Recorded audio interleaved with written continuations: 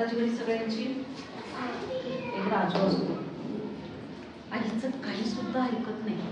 रोज आई सांगत असते, अरे राजू दात घास, अंघोळ कर, शाळेला जा. पण राजू मात्र काही नाही. तसाच उठायचा, तोंड सगळं घाण, केस विस्कटलेले, सगळीकडे असे ओबळ आलेले, हातपाय घाण, आणि तो असा फिरून यायचा. आईला काम असायचं, छोटं बाळ असं होतं घरामध्ये, आई काय काय करणार ना. आणि राजू असाच गावातून फिरून यायचा. एके दिवशी राजू उठला आणि असा फिरायला जातो. तर त्याला काय दिसलं माहिती काय? असा एक उकिरडा होता, जिथं सगळ्यांनी कचरा टाकला होता. आणि त्या उकिरड्यामध्ये एक डुक्कर लोळत होतं. कोण लोळत होतं? डुक्कर. ते डुक्कर त्या राजूला बघतं आणि म्हणते, ए राजू, ये ये, लवकर ये, लवकर ये, माझ्या बरोबर खेळायला ये. तू पण घाण, मी पण घाण, तू पण घाणेरडा, मी पण घाणेरडा, ये लवकर ये. राजू त्या डुकराला बघतो आणि पुढं जातो. पुढं जातो तर तिथे गाढव लोळत होतं मातीमध्ये. ते गाढव राजूला बघतं आणि लगेच म्हणतं, ए राजू, लवकर ये, लवकर ये, बघ मी पण घाण, तू पण घाण, ये लवकर. राजूला कसं तरी वाटतं, अरे आपण गाढवासारखे घाण दिसायला लागलोय की काय. आणि मग राजू काय करतो,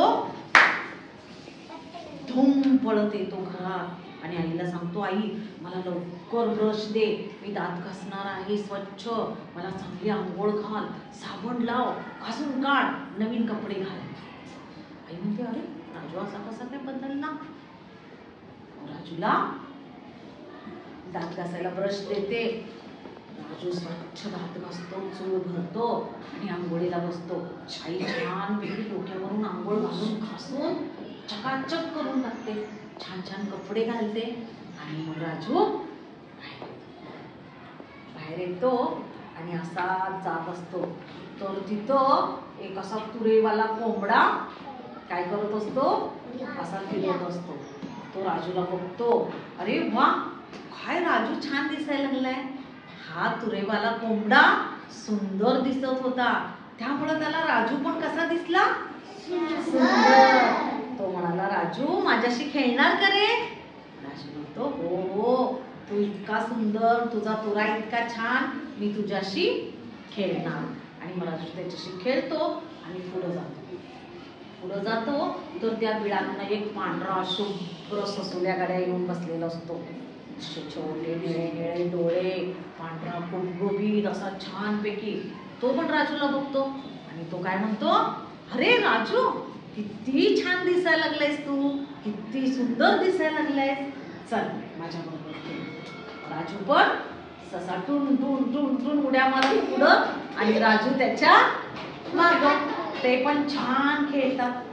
आणि मग आणखीन पुढं गेल्यानंतर त्याला मोर दिसतो. मोर आपला असा पिसारा काय केलेला असतो, फुलवलेला असतो आणि थुई थुई थुई नाचत असतो. तिथं राजू आल्यानंतर मोराला पण खूप आनंद होतो आणि मोर म्हणतो, अरे राजू, तू किती छान, मी किती छान, आपल्या दोघांची मैत्री, तू माझ्याशी खेळणार काय. राजूला खूप आनंद होतो, किती छान छान मला मित्र भेटायला गेले. आणि मग तो मोराशी पण खेळतो. मोर आपलं एक पीस काढून त्याला देतो आणि त्याला सांगतो की तुझ्या वहीमध्ये ते ठेवायचं. पण वही पण कशी पाहिजे, छान पाहिजे, स्वच्छ पाहिजे, घाण असता कामा नये. राजू तसाच घरी पडत येतो, आईला सगळं सांगतो आणि आईला सांगतो, उद्यापासून लवकर उठणार, आंघोळ करणार, स्वच्छ राहणार, मी घाणीत जाणार नाही. आणि राजू शहाणा होतो. समजली?